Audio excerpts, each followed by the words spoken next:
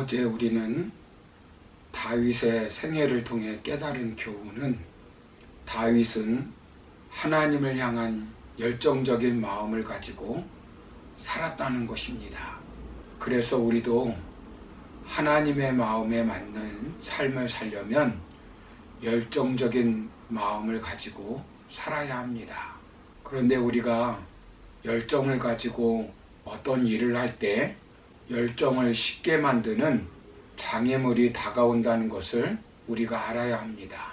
다윗은 그 장애물을 어떻게 극복하고 끝까지 하나님을 향한 열정적인 마음을 가지고 자기에게 주어진 사명을 감당했을까요?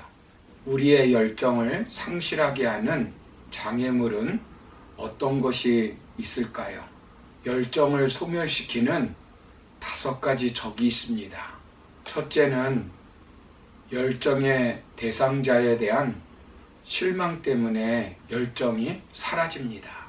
다윗은 하나님께 대한 열정으로 하나님의 법궤를 모셔오려고 하였는데 그 결과는 어떻게 되었습니까? 실패하였습니다. 기대한 성과가 이루어지지 않았습니다. 백성들 앞에서 완전히 망신을 당했습니다. 다윗이 왕이 된 지 얼마 되지 않을 때입니다. 다윗이 나라를 다스리는 집권 초기에 완전히 망신을 당한 것입니다. 교인들이 교회에서 열정적으로 하나님의 일을 하다가 목회자나 교회 지도자들에게 실망하여 열정이 상실하여 버립니다. 다윗은 실패로 인하여 하나님을 향한 열정적인 마음을 접지 않았습니다. 다윗에게 실패는 걸림돌이 아니라 디딤돌이 되었습니다. 다윗은 3개월 후 다시 도전하여 하나님의 궤를 하나님이 원하시는 방법으로 모셨습니다. 그러므로 어떤 실패도 우리의 열정적인 마음을 꺾는 도구가 되도록 방치하지 말아야 합니다. 그것으로 인하여 더 하나님을 향한 열정을 불사르며 일어나야 합니다. 두 번째로 실패의 경험으로 인한 간절한 소망의 상실로 열정은 사라집니다. 간절한 소망이 없으면 열정도 없습니다. 사탄은 우리에게 간절한 소망을 실패를 통해서 잃어버리게 만듭니다. 다윗은 법궤를 모셔오겠다는 소망을 잃지 않았습니다. 3개월 후에 다시 추진하여 하나님의 법궤를 결국 모셔왔습니다. 다윗의 생애를 보면 기름 부음을 받고 골리앗을 이기고 백성들의 지지도가 높아졌을 때 왕이 될 줄 알았을 것입니다. 그러나 17년을 보내면서 소망의 상실로 열정을 접지 않았습니다. 민족에 대한 열정적인 마음을 가지고 살았던 모세는 자신의 백성과 애굽의 백성이 싸우는 것을 보고 애굽 사람을 쳐 죽였습니다. 그리고 왕궁에서 쫓겨났습니다. 40년 동안 간절한 소망을 이뤘습니다. 그때 하나님께서 모세에게 찾아오셔서 그 간절한 소망을 다시 회복시켜 민족 지도자로 삼았습니다. 우리가 한번 실패했다고 간절한 소망을 접지 말아야 합니다. 사업에 대한 간절한 소망, 교회에 대한 간절한 소망, 사명에 대한 간절한 소망, 가정에 대한 간절한 소망, 자녀 교육에 대한 간절한 소망, 건강에 대한 간절한 소망 등을 잃지 마시기를 바랍니다. 마지막 주님께서 부르시는 그날까지 열정적인 마음을 가지고 기도하고 예배하고 사업하고 공부하고 헌신하면서 사시기를 바랍니다. 세 번째는 시간이 지나면 열정이 사라집니다. 시간이 지나면 사람들은 열정이 식어집니다. 열정적으로 사랑하여 결혼한 사람도 시간이 지나면 열정적인 마음이 사라집니다. 하나님을 뜨겁게 사랑하며 살던 사람도 시간이 지나면 열정이 사라지는 것을 종종 보게 됩니다. 그러나 다윗은 3개월 후에 하나님의 법궤를 모셔왔고 그 법궤를 안치할 성전을 짓기 위해 평생 열정을 가지고 죽음 앞에서도 성전을 지을 것을 부탁했습니다. 그러므로 우리는 시간이 지나면 열정이 사라질 수 있다는 것을 우리가 알아야 합니다. 네 번째는 다른 사람과 비교할 때 열정이 사라집니다. 만일 다윗이 나는 이렇게 춤을 추는데 나는 이렇게 하나님의 말씀대로 따르려고 하는데 아내가 동조하지 아니하고 백성들이 동조하지 않는다고 실망할 수 있습니다.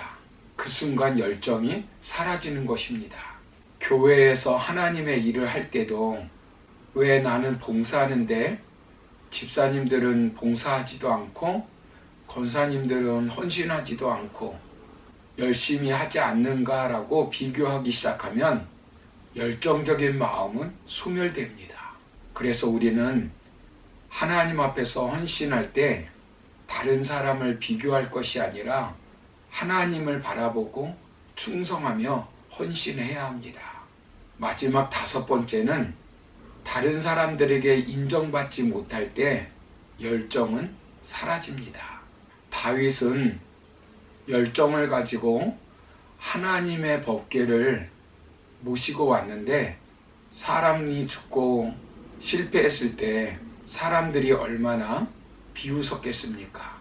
하나님을 향한 열정적인 마음으로 골리앗을 죽였을 때 얼마나 백성들이 환호하며 칭송했습니까? 인정받지 못할 때 우리의 열정은 사라집니다. 20절을 보시면 다윗이 자기의 가족에게 축복하러 돌아오매 사울의 딸 미갈이 나와서 다윗을 맞으며 이르되 이스라엘 왕이 오늘 어떻게 영화로우신지 방탕한 자가 염치 없이 자기의 몸을 드러내는 것처럼 오늘 그의 신복의 계집종의 눈앞에서 몸을 드러내셨도다 라고 말합니다. 자신의 부인인 미갈이 하나님 앞에서 춤을 추는 것을 보고 자신의 부인인 미갈이 열정적으로 춤을 춘 것을 보고 비난합니다. 방탕한 자 취급을 하는 것입니다. 아무 쓸모없고 모자란 사람이라는 지극히 모독적인 말을 듣게 됩니다. 계집종 앞에서 몸을 드러냈다는 것입니다. 왕으로 채통 없는 짓을 했고 백성들 앞에서 추태를 부렸다는 것입니다. 가까운 사람들에게 이런 비난을 받으면 금방 열정이 사라집니다. 오래전 어느 교회에 여전도회 회장이 갑자기 교회에 더 이상 나가지 않겠다고 말했답니다. 그 이유를 물어보았더니 교회에 커튼을 했다고 합니다. 그런데 그 커튼의 색깔에 대해서 사람들이 촌스럽다고 하며 당장 거두자고 말하는 사람이 있다는 것입니다. 그래서 시험에 들어 그 집사님이 교회에 나오면 자신은 교회에 나가지 않겠다는 것입니다. 사람들은 우리가 열정을 가지고 일을 할 때 칭찬보다는 비난을 먼저 한다고 생각하면 됩니다. 그런 것 때문에 하나님을 향한 열정의 마음을 접으면 아무것도 못합니다. 사람들은 부정적인 말을 잘 하게 되어 있습니다. 다른 사람이 인정하지 않는 것 때문에 열정을 접지 말아야 합니다. 느헤미야를 보십시오. 얼마나 하나님을 향한 열정적인 마음을 가진 사람입니까? 무너진 성벽을 재건합니다. 수없이 사람들이 비웃습니다. 미약한 유다 사람들이라고 조롱합니다. 저들이 건축한 성벽은 여우가 올라가도 곧 무너지리라고 비웃으며 조롱합니다. 그러나 느헤미야는 열정을 잃지 않고 무너진 성벽을 재건하였습니다. 노아도 120년 동안 방주를 지을 때 얼마나 많이 비난하고 조롱받았겠습니까? 그런 조롱에 하나님을 향한 열정적인 마음이 식어졌다면 방주를 짓지 못했을 것입니다. 바울을 보십시오. 얼마나 무시당하고 조롱을 당했습니까? 예수님을 보십시오. 얼마나 사람들이 비웃었습니까?